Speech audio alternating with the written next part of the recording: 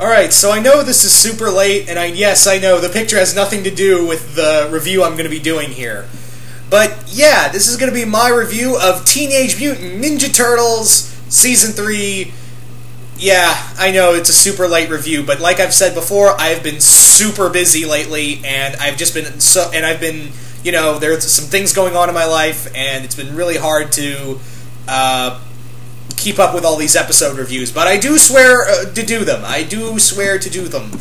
It's just a matter of, you know, getting the time to do said TMNT reviews. So, I'm going to be doing, this is going to be a review of Episode 5, Dream Beavers. Yes, this is the episode with Robert Englund and John Cassier as and two other people playing the villains. We also have a other special guest that I did not know until recently. And yeah, this starts out with Donnie is apparently he's in a nightmare and he's being hunted by one of the Dream Beavers. And we have meanwhile we have, you know, April and Casey. They go out to a shop. Meanwhile, we have Mikey, Raph, and Leo. They're all still training. And Leo is kind of sprains his leg during training, and he's like, "Look, I'm so tired of being being so weak at this. You know, I want to get better now." And Raph just says, "Look, just take a nap, and your leg will feel better. Just give it some time." So he goes to sleep. And he wakes up, he doesn't realize it, but he's dreaming, and he finds a meteor. He finds a meteor that not only heals his leg, but also gives him superpowers. In comes another one of the beavers. I can't remember all the beavers' names. I know there's Fear Beaver, Dave Beaver, Dread Beaver, and I think I can't remember the other beaver's name. I cannot, for the life of me, remember the other beaver's name, but yeah. One of the other beavers, which I think this is the Robert Englund one that attacks Leo, it pretty much says, "Look, you need a supervillain," and proceeds to beat the living shit out of him. Meanwhile, Raph and Mikey also go to sleep. Mikey encounters Dave Beaver, and Dave Beaver is a total idiot. And Dave Beaver is pretty much like a good dream you're just so tired of. Meanwhile, Raph is attacked by Dread Beaver, and let me say this about Dread Beaver. The Dread Beaver sequence.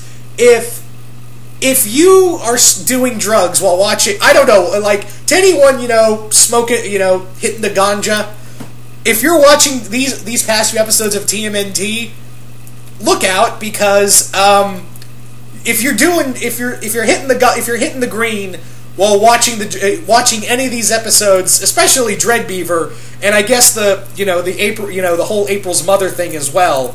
That episode as well. Let me say this. If you're hitting the green while watching this episode of TMNT, you're going to have a bad time. That's all I'm going to say. Because the Dread Beaver sequence is like, that's the type of dream you don't want again. That's like a nightmare that's so bad, you wake up, you're scared of going back to sleep, and you don't care how late it is in the night, or, how early it is in the morning, you just do not want to go back to sleep, and you're trying to just keeping yourself awake from, going back to sleep. In fact, when you wake up, sometimes, you wake up and you're, like, looking around the room and like, am I still dreaming? Shit, am I still dreaming? Yeah, trust me, I've had some of those dreams before, and I'm pretty sure people out there have had those kind of dreams. But yeah, meanwhile, Casey and April encounter a new shop owner who is voiced by Bill Moseley. Bill Moseley, most of you guys remember him as recently from he does a lot of the Rob Zombie movies. He does a lot of the Rob Zombie movies. I know him best from, in terms of Rob Zombie work, I know him best from The Devil's Rejects. So, yeah, this is just one big horror. I'm going to say what, actually, this brings up a good point. Because I'm going to bring up what Andre, Black Nerd from Black Nerd Comedy, said. He made a point of saying that there's been a recent increase of all these like horror-based episodes in Season 3, and he kind of came up with this theory that what was originally intended for Season 3 was that they wanted to do a horror anthology throughout all of October and then go to Halloween and then go on to the rest of the story. I think that was the original idea, but because of a certain terrible movie that showed up, they had to push back everything. So I don't know. Maybe that's just the thought I had. That's just the weird thought I have. Or maybe they just wanted to do some horror-based episodes because they're out in the woods. I don't know. But anyway, yeah, they encounter this person who's voiced by Bill Moseley, and he actually kind of looks like one of the characters from the first Texas Chainsaw Massacre movie. In fact, there's a Texas Chainsaw Massacre reference when he has the chainsaw, when he actually has a chainsaw, and from there he uses it to attack Casey with. Casey also discovers that there's a book that strikes a striking resemblance to a certain book from a certain movie series by the name of Evil Dead. So yeah, we have a book that kind of looks like the Necronomicon. It even has a name similar to the Necronomicon. And when Casey goes out to get it, the guy attacks him. Meanwhile, April uses her, Jean Grey powers.